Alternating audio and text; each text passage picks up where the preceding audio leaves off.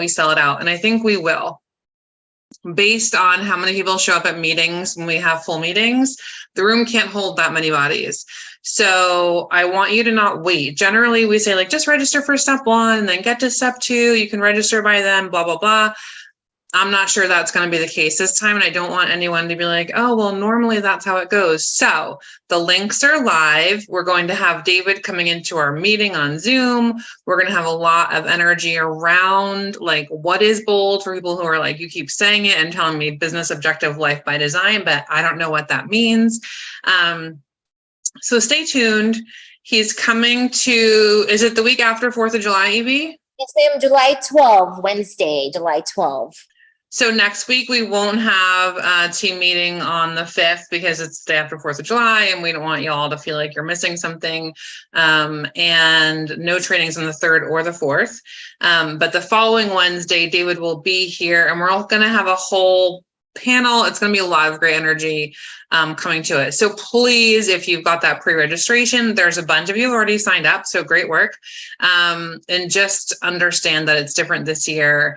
It's going to be such good energy in the room because we're controlling the environment and I'm just excited. So if you can't tell, I'm excited. Bold's coming. It's the time. And yeah, I will bounce to coaching spotlight so that I'm on time for BB today. Robert, Alicia, who's doing it today? I'll go ahead and do it. Hello, everybody. Happy Wednesday. Let's give a shout out to people in the coaching program, working with our fabulous coaches, doing some great deals. Congratulations and a shout out to Sam and Yenny. They opened 2 more escrows with buyers, all while on vacation. Hopefully they were on a beach somewhere in Costa Rica like I was. Congratulations. Monty Bowman closed another escrow with a buyer. And then Marlon, he closed his 3rd escrow and graduated the launch coaching program. Congratulations to Marlon. And on Team Deborah, Kevin King opened up another escrow with a buyer he met, what? At an open house? Say what? They're actually doing business at open houses these days. Congratulations. And then on Team Danny at Signature, Lazar Hersey opened his first escrow with a buyer and he's in launch. Congratulations, everybody. I will see you in a few minutes when I introduce our special guest today. Back to you. Thanks, Robert. I'm going to double down on those congratulations. There is a lot of great energy happening in the coaching program. And I just want everyone to be sure you understand if you aren't coaching with someone or have questions around it, please reach out to anyone on the leadership team and we can connect you with the right person to either dial in your trainings, get with a coach, whatever you need to keep your business moving forward through the second half of this year. And that's why Bold's coming in August. Okay. Movement. Matt, I see your face front and center. Who's talking today? Is it you? It looks like I pulled the short straw again. Lucky you guys. I think you guys are going to be seeing and hearing a lot more of me these days. So again, lucky you guys. Today, I just wanted to point out that here at Movement, we do USDA loans. There was some chatter out there about, financing USDA. So I was looking into it this morning. Government guaranteed loan. So it is 100% financed. There are just some different caveats to USDA as opposed to VA and FHA. There are income limits. So in San Diego County for a family or a household of 4, you could only have up to $149,650 as a combined income. So it definitely does limit some folks, but as well as the areas that you can get financing for USDA. And if you're ever wondering, just Google USDA rural development, and they have the map right there. You just put in the address that you're looking up, and it'll tell you whether yes or no that it's in the rural area. We're looking at like Julian, Valley Center, El Centro. So definitely rural areas just east of Hamul. I just saw just east of Saquon fits right in there. So if you do have any of these, potential buyers, sellers, give us a shout. We do them here at Movement. We'd love to help you out. Again, there are going to be some caveats that do eliminate some qualifications, but we'll try to fit them in and see if we get them to work. So we're here for you. Let us know. Thanks. Thank you, Matt. I did see someone asking about that on the page this week. So great timing. Thanks for being timely. Appreciate it. And I know we have a property pitch coming from Corrine, Evie. If anybody else has a pitch, I have allowed some time today, so raise your hand and we will get to you. But first, let me make it nice and big so I can give Corinne's property pitch all the goodness it's due. I see it. Sure. I was going to make a joke about like the role of Pat Sajak will be played by me. But anyway, Corrine has a property that is 975 6390 Badger Lake Avenue in San Diego. 3 beds, 2 full baths, tax records show 1.5. I'll let you be the detective there. 975 for over 1,500 square feet. It's going live today, which I'm guessing is why she's not here, because the open house is from 5:30 to 7:30 tonight. It will be open this weekend as well, Saturday and Sunday from noon to 3. Corinne's info is there, y'all. If you have any questions, have a buyer in mind for it, get with her ASAP.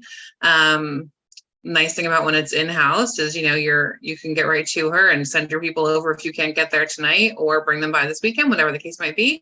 And look at Corinne's beautiful listing. Nice work, Corrine. All right, Matt, I see your hand up. Yeah, I have that listing I talked about at the meeting last week. It's 4-3 in Escondido. It went coming soon Monday. Just uploaded photos today. First showing's going to be at the open house on Friday, and then we're good to go from there. It's listed at just over 1,900 square feet. It's got a pool, huge lot. It's over 1/4 of an acre, listed at 883. Nice work. So you're coming soon, and you are live now? Friday. Well, it's live as coming soon now, but showings are Friday. Okay, awesome. Thank you and congrats. Thank Anybody you. else with a hand to go up for a coming soon or a listing? No, I have a quick question. Do we have an address? If you said it, I missed it. For Matt? It's 3632 Foxley. It is, like I said, coming soon. So if you go into the office inventory on MLS, you'll see it. Thank you. Thank you. you. Thanks, Deb Brown. Anybody else? Going once. Don't let me give Robert too many extra minutes today, y'all. All right, BB, the show is yours. It's not over. The show is yours. Just getting started. And let the record show you got extra minutes, friend. It's nice to see people still trailing into the meeting a few minutes late. I don't know if that's a good thing or a bad thing. Matt Thornburg, where's your pretty face? You don't have your camera on. When you're doing your property pitches, we want to see your pretty face, darn it. Okay, perfect. I was just working on the house, so I'm a little sweaty. I didn't want to turn my camera on. All right. Well, happy Wednesday, everybody. Just a quick mention. New forms are released today, I believe, in zip forms. So there's some updates. So if you have old templates, you need to incorporate the new forms in your templates. We're working on getting templates out, so you'll have all the up-to-date templates. There's been a little glitch with zip forms for some reason. Don't know why, but Mark has been diligently trying to work on that. I appreciate Mark's efforts on that. So look for that. If you log into your zip forms and you start importing some of the documents, you're like, wait a minute, whoa, what's this? Well, we did discuss them in last month's team meeting. And then also, if you missed that, you can go back and reference last month's Zoom meeting, or you can go onto car.org. They have a webinar where you can actually download a lot of the notes that shows you visually what changed on each one of the documents they updated. So look for that. And I'm really excited about today. It's every month I fear for your guys' life when you have to listen to me bark on for an hour about the legal liability in real estate, and we're in this case, we're in that case, and I try and put the fear in God of you. Well, this is the type of business we're in. It's a highly litigious business. Unfortunately, there's a lot of risk in it, but you guys are the best well-trained agents in the industry, I know, because you are pretty much keeping everything pretty even keel for now. But today, I'm really proud to introduce our guest. Stumbled upon this gentleman a few weeks ago with a case we're working on. Unfortunately, can't comment on the case today, but he sounds like a great presenter. I said, will you come to our office? He offered, and I said, great, fantastic. Here's the date and time. So he shows up. So without further ado, Mr. Jason Murphy with Carlson Law Group. Hello, Jason. Hi there, Robert. Thank you so much. We'll hold the comments till after to see if I'm actually a decent presenter. So thank you for that. Let me give everyone a little bit of my background, and then we can kind of jump into it.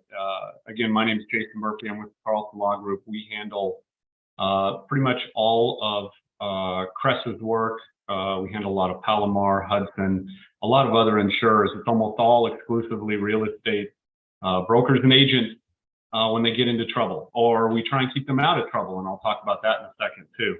And I've been doing this for about 20 plus years. It's something that I'm really passionate about. I'm also a licensed broker. So it's always good for me to come talk to you, get questions, and see what's going on in the front lines as well, because that's important for me to also learn. As Robert mentioned, unfortunately, we met, and that's as a result of a case. And my purpose in being here, and as I go and speak to others, whether it's through the insurance companies or whether it's through various groups like yourself, I always like to title it, free time with an attorney so you don't have to pay for me later. I say that because it's very important. If you have questions that come up as we go through this, we only have so much time here, but I certainly would like to answer any questions that come up, things that may be on your mind or things that you're seeing. I may not be able to speak to specifics because I'm not technically retained, but I'm more than happy to give some general advice, tell you what I'm seeing. And what I really want to kind of talk about today are the main issues that I'm seeing that are coming across my desk. And they're coming across my desk every day. So let's keep you guys out of trouble. Let's kind of jump into it. What I can tell you of the current about 120 plus cases that I'm managing are that probably 90% of them deal with disclosures. What we have is a buyer and seller that get into a transaction, and the seller either doesn't disclose something they should have, or the buyer later finds something that thinks that should have been disclosed, and we've got problems. And as Robert said, with our litigious society, it doesn't take much for one of these people to find an attorney and create a case, and then you're wrapped into it. So the first thing I want to talk about a little bit is just kind of from the seller side, what you should be doing as a listing agent in terms of things just to look out for and red flags. First, obviously, that starts with the MLS and just putting the advertising on, advertising for this property. As all of you know, there's certain rules depending on which MLS you're with that has to be truthful. The information has to be in there that you're aware of, but it's not necessarily a disclosure. It's more or less, as we said, it's more or less an advertising tool. But I am finding a lot of attorneys lately that are going straight to that. And let me give you a little bit of example. We've got a case up in Temecula where someone moved in from Arizona. They wanted to open up this property as a wedding venue. And right there in the MLS, it says possible uses, wedding venue. Unfortunately, the agent put that in there without really any understanding. I think the seller was the one that had actually mentioned it. And now we've got a case where they're claiming millions of dollars of lost revenue because once they got into this property, it wasn't properly permitted for that. They went to the city wouldn't grant them permits for that.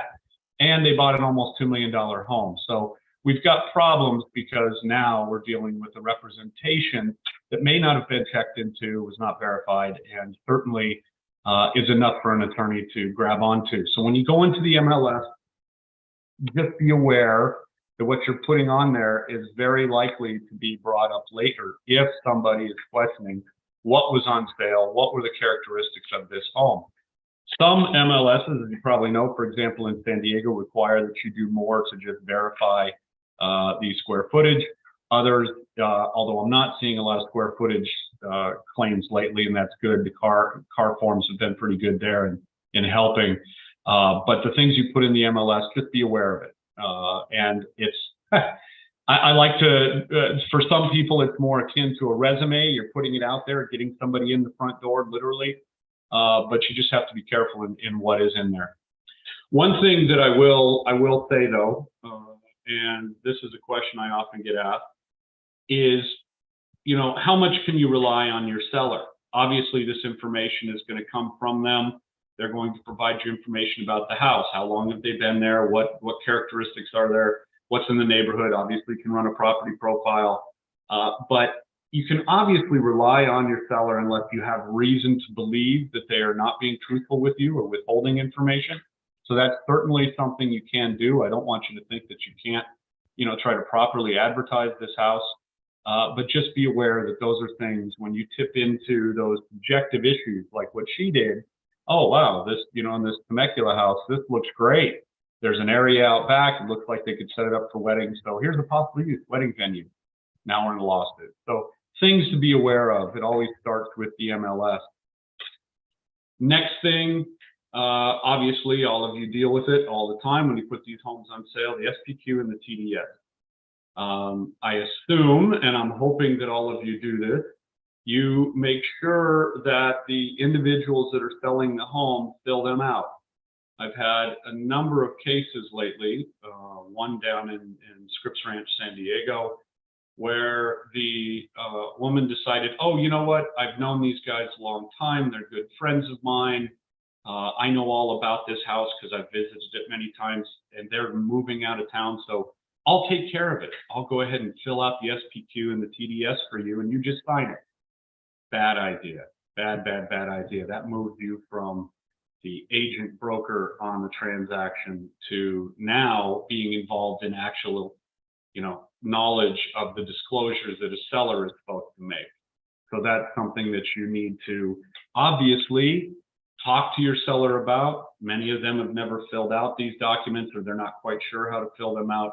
You want to walk them through it, but you want to make sure that they're the ones that are actually providing the information, filling it out, giving the information to you so that you can then provide it to your buyer. Another caution that I would do, because a lot of people, you fill these out a million times, is with your seller, it's very important to go through, if not item by item, definitely section by section. A lot of people aren't going to think about each of those issues as they're, you know, going through what is important to them about their house. Some people have never even thought about, well, when was the last time the roof was done? I've only lived here 2 years. That's something that, you know, you need to walk through with them. And if they don't know, and it's an important characteristic of the house, to make sure that there's something in there that says, unaware of when the roof was last redone, things like that.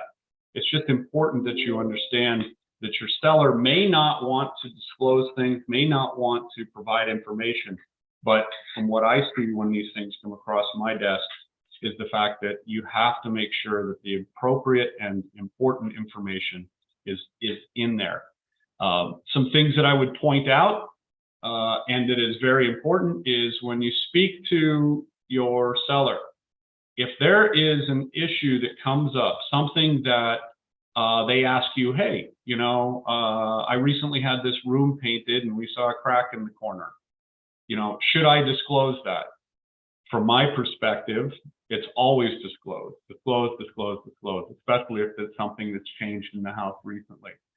If it's something that occurred several years ago, for example, we've got a case where somebody had one of these roto-rooters come in because they had a clogged toilet, and the roto-rooter company told them, you know what, this is an old home. It was actually a home up in Orange County. It's about 100 years old.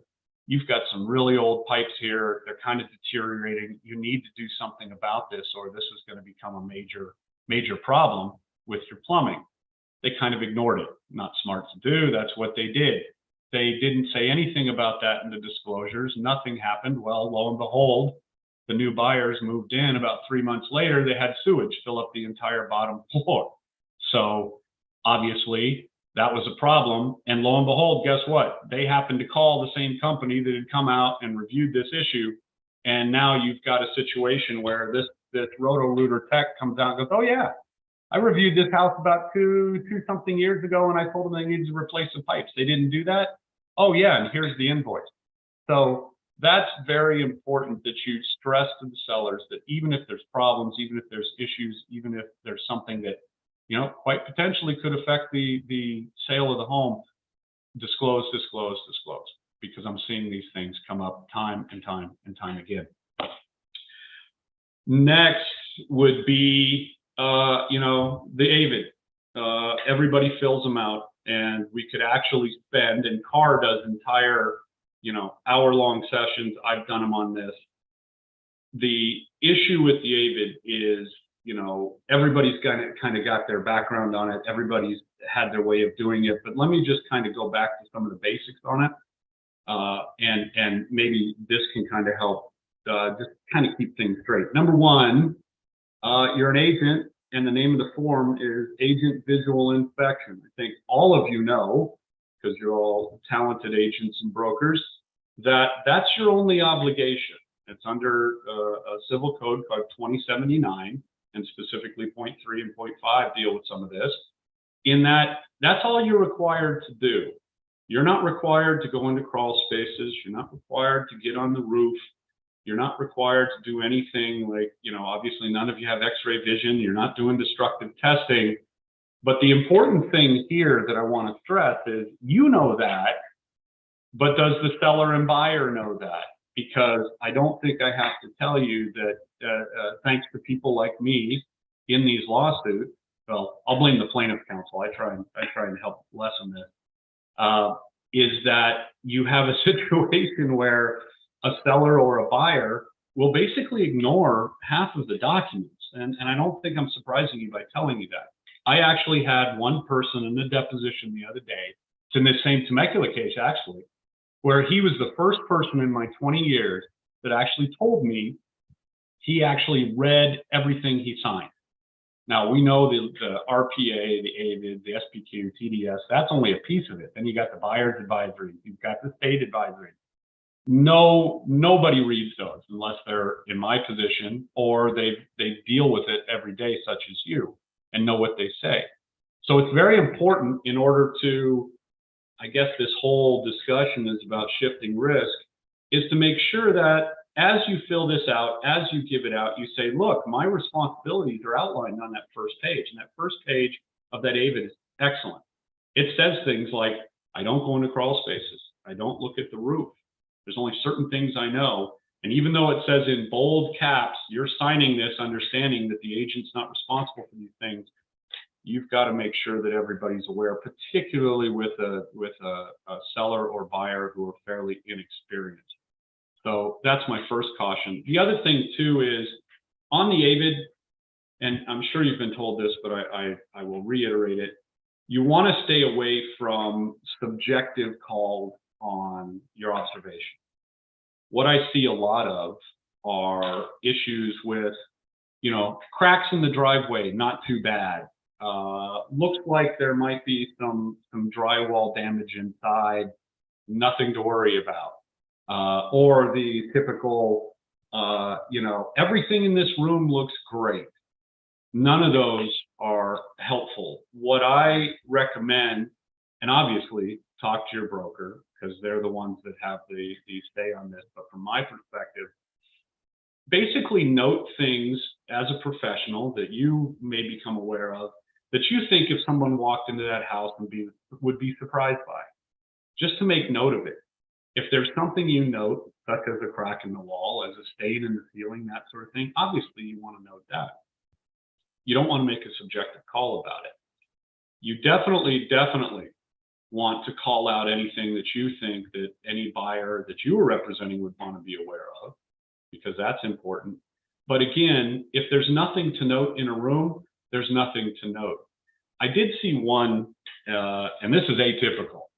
If this was something you could do, it would be great. But I've only seen it, again, this is one of those oddball, circumstances. In a case, we did have an agent who went around with their cell phone, took pictures, numbered them, put a small description on them, and then referenced them in the AVID. I thought that was way over the top. That's not required, but it's also, it's amazing. It almost steps into an inspection. But he pointed out in that AVID, those photographs and things he saw. There was a crack, there was a stain, things he saw. He saw that a sink didn't look like it was working, stuff like that. And it helped to, kind of direct anybody who's seeing that to specifically to that spot. So that's another idea. But bottom line, when it comes to the AVID, it's a disclosure document, and you're fulfilling your legal obligation to do a visual inspection. And so, you want to make sure that you're providing it in a way that's helpful and it's not subjective. So if I can back up just a tad, all of this, like I said a second ago, is basically about risk aversion and, transferring risk. Every document you have in the transaction is basically letting somebody know, hey, I'm telling you about this roof leak. Therefore, if you don't do anything to either inspect it or you buy this house knowing that, you now take the risk that there's a problem there. That's a very basic example. But as you go through every part of this transaction, understand that that's what every document is doing. It's trying to take the risk away from the agents and brokers, which I want to see happen, and give it to either buyer or seller. So that's what you need to be kind of aware of as this goes along. And any document you fill out, that's basically what you're doing, is you're saying, hey, this is what I'm aware of. These are my obligations. Now it's on you to follow up. Let me talk for a second too, during a transaction.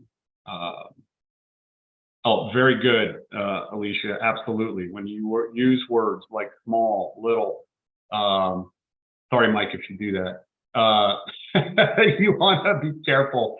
Like I said, subjective words, you just want to point out what you see, what you smell, if it's that case. That's it. You don't want to jump into subjective. During the transaction, everybody does this. This is the way of the world. I see it a ton, but I want to caution everybody because this has become a problem too. Everybody text messages. Everybody uses it. Everybody, it's our main, it almost seems, form of communication right now. One thing I'm seeing a lot of is when you have a text message, you don't really have the context behind it. And many times people don't even know how to save their text messages. There are many programs and apps out there. If there's anything other than, hey, nice to meet you, give me a call, or okay, I'll meet you at the house at 1 o'clock, or something along those lines, something that's just very generic, absolutely fine, no problem. I had a case about a year ago where the woman agent out of LA, she had competing offers, and she sent a text message to the wrong one with regard to, your offer has been accepted, we're opening escrow today. That went down the whole line of the buyers putting in a deposit and going through the initial stage of trying to open escrow, even though they're open escrow for someone else, thinking that they had their offer accepted. And it resulted in, obviously, a lawsuit. And it actually wound up costing about a $50,000 settlement because it was an expensive home. So be very, very careful with text messages. We all use them. If you can avoid it, whenever someone contacts me or I have a referral, if they text me, I'm like, hey, thanks so much for reaching out. Here's my email. Email me your information and we'll go from there. It's much easier to save them. You have all the information there. You can use that much better. So just be aware that text messages can be a problem. The other thing with text messages too, and I think this was how that woman fell into a trap in the LA transaction, was the idea that, look, we're all busy, we're all doing things, we have families, we have things going on during the day, we've got our shopping list, we've got a little bit of everything that we've got to deal with. Text message comes up, another text message, you've got 4 you're trying to respond to, you send it to the wrong person. Those things can happen, I get it, but you just need to be very, very careful. If you do use text messages, save them, make sure and save them. Anything that you tell your buyer, your seller, the other agent that is anything more than I'll meet you at 1 o'clock or what have you, or just something very generic, save that, make sure it's documented. One thing that I want to point out, anytime, and you know this, you've done these transactions, anytime that something important comes up in the transaction, document it. If your buyer or seller has a question for you about a disclosure and you discuss it, say something in an email that says, hey, Joe, thanks so much for discussing that with me. If you have any further questions, let me know. Or even better, hey, Joe, thank you for asking those questions about the disclosure. Let me know if you want to get an inspector to check that out. Those sorts of things. Again, we're back to risk transfer. We're looking at it as, okay, I've told you my recommendation. Now it's up to you to tell me if you want to follow up on that. And things like, you know, if there's questions about the AVID, if there's questions particularly about the disclosures, again, we're getting a lot of cases on disclosures. Make sure and confirm those things. Confirm them in writing. I can't tell you how many times I make a first call with a new client and they're like, oh, you know, I told them before they released contingencies that the lights on the front were tore out, that they didn't work. They didn't listen to me. I'm like, well, did you put anything in writing on that? Was there anything, an email, anything? No, but I gave them a call. Great. Then we talked to the attorney on the other side. What are you talking about? No, nobody knew about that. No one said anything. And now we got a he said, she said doesn't get us anywhere. A simple email saying, hey, as we discussed, before you release contingencies, all those lights in the front are not working. They're not, just so your client knows, that's where we are. Something like that can certainly help. Hopefully, keep your file off my desk. Jason, you can repeat that Yep. over and over again with our agents, because Yeah. I drive this every month about the communication log and memorializing every conversation that will help them. It's absolutely critical, because I think more than anything, that's the issue. We get so many files where I get the broker's file, and it's great. It's all the documents are filled out, everything's in there, and I'm going to talk about the BIE here in a second. I have that in there, which I always recommend. The file looks great, well, then we'll go to the escrow documents. Oh, it looks wonderful. The right communication is there. But the issue is, did this agent become aware of something and then communicate it to the other side? Oh yeah, we had a phone call about it. That's not in the file. It's not anything that I can really verify. And if somebody's gone so far as to sue their seller, they're either going to deny it or they're going to have a bad memory over it, and we've got to go through litigation on it. So absolutely, any conversation you have, any important document, whether it's with your client, the other side, whatever it is, put something in writing. You can't do it enough, and it's unfortunate. It's our world today, but the litigious, nature of society, that's what is very, very important. So just get yourself in the habit of it. And once you do it, it's very easy to continue to do it. So very, very important. But again, if you can avoid text messages, do. Email's always better. That's a better way to document things. And then you've got an easier trail as well. Okay, so I mentioned the BIE, and you've all seen it, you've all dealt with it, but it's something, believe it or not, that it is incredibly helpful on my side, but it's something that's not used as much as it probably should be. The issue here in going back to disclosures is an agent is talking with their buyer, and they're going through the house, and they look at the inspection report, and obviously you've done the smart thing of providing that to them, or they've been given it by the inspection company. Say, hey, let's talk about this. Let's come up with our request for repairs. The extra step, once you've looked at that, reviewed that, and done something with it in terms of the inspector, is to then go and say, okay, here's some issues that he found. He found some issues with, I don't know, somebody mentioned something about square footage, so we have somebody do a survey. We've got issues with the chimney. Maybe somebody should come out and specifically look at that. Roof's an easy one. I can't tell you how many agents I've spoken to where there's some potential issues with the age of the roof. I'm not quite sure. And their buyer says, well, I don't know. The home inspector took a look at it. He was sort of up in the attic. Their termites okay. So why should I pay a couple $100 extra to have somebody come and look at a roof? The answer is because you're spending $1.5 million on a home, you should see if the roof is okay. I can't tell you how many times that has happened, that people don't want to spend a few bucks. Your job is to simply say, I recommend you get a roof inspector. I'll find you one. Let's do it. And you go through that and you check off the things on the BIE. I can show you this. I know you've all seen it. I'll just bring it up real quick. I'm not going to show you the names on this. hopefully no one knows these people, but it's an example. Buyer's rights and duties. You have an affirmative duty to exercise reasonable care that comes right out of the code. And it's your job as the agent to say, hey, here's some issues that we saw. Here's some things I'm considering. Let's go through and talk about whether you want to have some other inspections done. Even though, and I mention this again, even though this is all in bold, everything's here, you've all dealt with it. You put these documents in front of your buyer, and they're excited. They're getting the home. Oh boy, I hope things go through. They're dealing with the loan.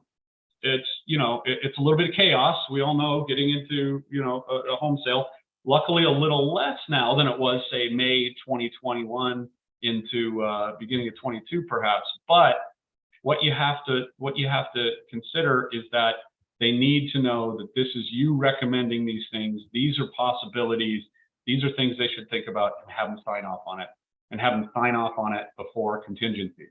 I did have an agent come to me and say, well, I had them sign it. Here's the document. It was 2 weeks after they released contingencies. I'm like, great. I guess you could do the inspection, but that's really not helping your buyer. So you go through that with them and say, these are some options. These are things I recommend. And then document it. Send them an email saying, hey, sat down with you with the buyer's inspection election.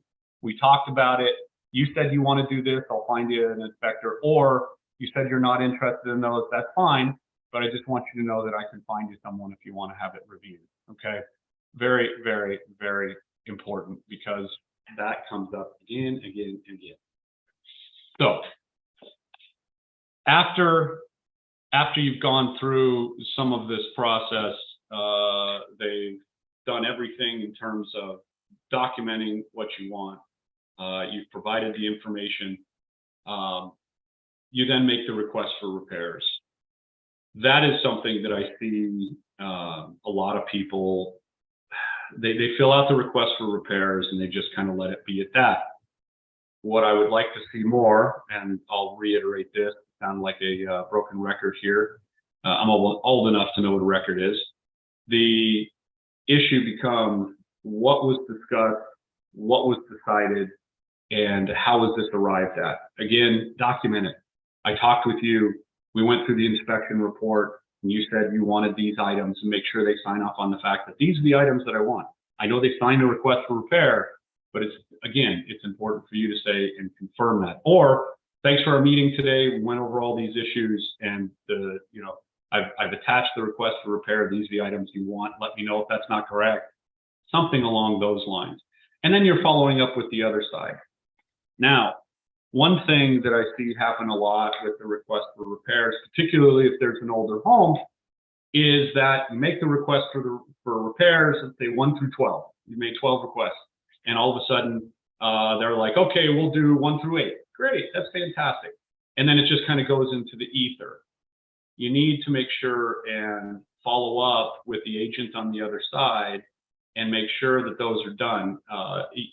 It's not advisable to wait to the final walkthrough.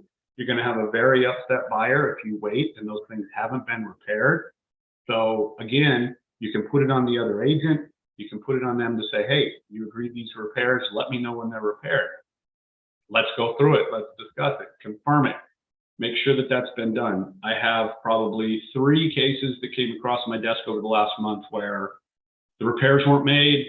The buyer basically is like, oh, okay. They kind of walk up to the driveway. Yeah, the house looks fine. Oh, it's cleared out. There's nothing there. And then they get the keys. They move in. Hey, wait a minute. I thought these 8 items were going to be repaired by the seller, and they weren't. And now we're dealing with, well, how do we get these repaired? How do we deal with the seller who's moved out? Seller's like, oh, I thought this guy did them. I asked a handyman to come in, blah, blah, blah. So you don't want to get into that situation. You want to make sure that, you confirm that request for repairs is all part of just following up on some of these issues. And again, that risk transfer. The inspection report, let me hit on that again. I hope that this doesn't come across wrong, because it's not meant to. But there are plenty of just okay inspectors out there. Generally, as you know, inspectors don't have to be licensed contractors. There's a huge difference. They're licensed to go out and inspect the home, which means they're basically conducting a visual inspection one step above what you would do. The people that hire them are looking at them as, okay, you're a professional inspector, but for any of you that actually read the beginning of the inspection report, they essentially say, hey, I'm going to take a look at your home, but I'm not responsible if I miss something. I'm not responsible for looking, certain things that aren't visible to me, and I'm going to do the best I can, but I'm not liable, therefore you can't sue me. And that's usually pretty bulletproof. We don't see many inspectors in these cases unless they really, really screw up. So you need to not only know your inspector, know who they are, and provide the information so that the buyer selects who they want as the inspector, but also make sure that when you go through this report, you go through it with the buyer or buyers or their family or whoever's buying this home, so that they understand some of the ramifications of, not paying attention to this information. I'm kind of going backwards after we did the request for repair, but that inspection report becomes incredibly important. Now, from my side, when I look at it and I see that a buyer has sued a seller, one of the very first things I do after I see, okay, what are they claiming was wrong here? The very first thing I do is I go to that inspection report.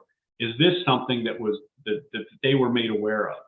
If it is, it's not game over, but it's 90% of the way there, because we see a lot of situations where either the agent doesn't discuss it with their buyer, or the buyer is like, well, it wasn't in something that the seller gave me, so I'm just assuming that the inspector's going out and just make sure the house is not falling down. Unless there's some huge issue like, oh, you've got a major plumbing leak here, or your roof is falling down, a lot of people, believe it or not, ignore those inspection reports. So I look at them, I review them, and then we go back to the attorney for the buyer and say, wait a minute, you were made aware of, this, and this. So on the other side, for your buyer, you need to say, look, the inspector pointed out some issues. The inspector said these might be some problems. So, do we need to review this further? Do you want to have someone else come out, or do you want to, discuss this and consider whether we still want this home? It's a tough decision for some people. I also have seen a number of situations where an agent goes in and the inspector is there and the buyers are basically like, we'll follow up with you later. I always, unless this is somebody that either doesn't care, maybe this is just going to be a rental property, they don't care what the inspector says, or it's just a situation where they're just they don't care, I don't know why, then you want to make sure your buyer has an opportunity to meet and talk to that inspector, if nothing else, just to get the inspector's initial impressions as opposed to seeing it in a report. Sometimes that can't happen, but it's always important. If that's not the case, then I always try to find out if they can follow up with the inspector afterwards. If they have questions, some inspectors, a lot of them, good ones, will let you kind of ask questions if you don't understand something in the report. So that report is absolutely critical. The last thing, and again, this is where I'm going to kind of disparage some inspectors, and I don't mean to, but the last thing is, you need to tell your buyers that this inspector is going through, but he's only one set of eyes. He may not be a licensed contractor. He's definitely experienced, but there are other options to review this home. With the prices of homes in California right now, it is just ludicrous not to have several people look at several items. Sometimes there's an inspector that tries to be all in one. Not a good idea. I have a case right now where the agent recommended an inspector. You should, I'm not sure of what Robert's overall ideas are, but mine would be with regard to inspectors is that you want to remove yourself from that actual selection. You can provide them lists, you can provide them a couple options, but you want the buyer to select them. But I have a case that right way now too, by the way, Jason. We guide that way. Perfect. That's the way you should do it. Because again, you're removing yourself from some of that responsibility of what happened there, especially if the inspector winds up being a very poor choice. But with the you know, with the inspection, I've also found that some outfits try to be all in one. We had a large $5 million home that went on sale, and this inspector came along for the buyer and said, "Oh, no problem. I can check the pool." It had a large pool, beautiful property. Large pool, had a large veranda area out front, had an extra kind of casita that I just call it a casita, but it was actually about 3,000 square feet extra from the house itself. And then we had, you know, several layers of tile roof. And this guy went through the entire 5,000 square foot home, casita, pool, everything, put together a pretty decent report, but he missed a lot. And these buyers were basically like, "Oh, wait a minute. I thought the inspector that you recommended was going to cover all of this." Later, it turned out they had a crack in the pool and had major roof problems that this inspector didn't find. So just be aware that, you know, there are some outfits that are trying to do that, and you don't want to be roped in on the idea that you chose them or recommended that. So some things to be aware of. Let me hit on a couple of other items. Unless there is a specific question about any of that, I will move on to a couple other things that I'm seeing and just some items to be aware. So I would like to leave a few minutes for questions if you have any. Let me run through a few items that I am seeing right now. I know I don't have to tell you this, but you'd be surprised on how many cases I'm seeing come in where we have someone who has gone out to the city and tried to review permits. Do not do it. This was a longtime client. This was someone that the agent had probably sold and purchased maybe 12 homes for.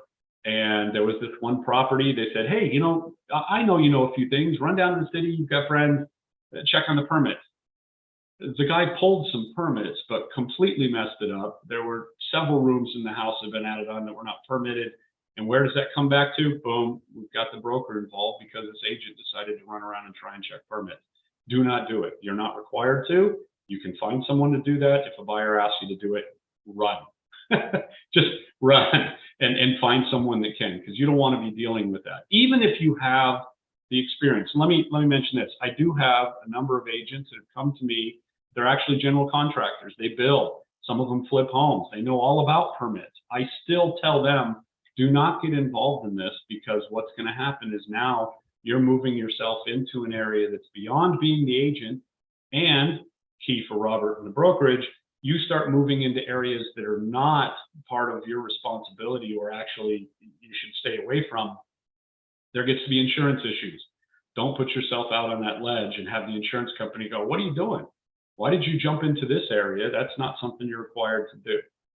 We could spend an entire afternoon on flips and issues with that. I can certainly answer those questions on another time, but I see a lot of agents get involved in those a little less now with the market cooling off. But you know, be very, very weary of moving beyond just being an agent into anything else that is going to create more problems and more liability for you. Let's see. Another thing that I'm seeing quite a bit of, and it's actually getting worse, wire fraud. I mention this because usually the issue is not a small one. This is not, "Hey, I missed a broken window in the house, so let's replace it for the buyer and be done with it." The wire fraud issue is a big one, and we're seeing more and more people get hit by it. So the things I recommend are, tell your buyer to absolutely confirm anything with regard to wire transfers, anything with regard to deposits, anything dealing with their money, their bank account. You have to tell them, and I would tell them and write them, because I know the escrow document says, "Hey, it's like 25 size font. Do not do anything until you've confirmed it." Again, what do? They get an email, a Gmail that looks legitimate. They change the wiring instructions, send those off, and now their money's in Timbuktu somewhere, never to be found again. We had that to the tune of $1.2 million about 2 months ago.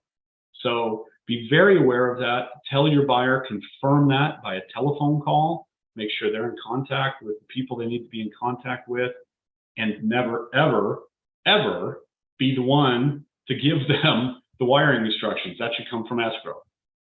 So just be aware of it. It's very easy to do. We all have 1,000 emails a day. You see things.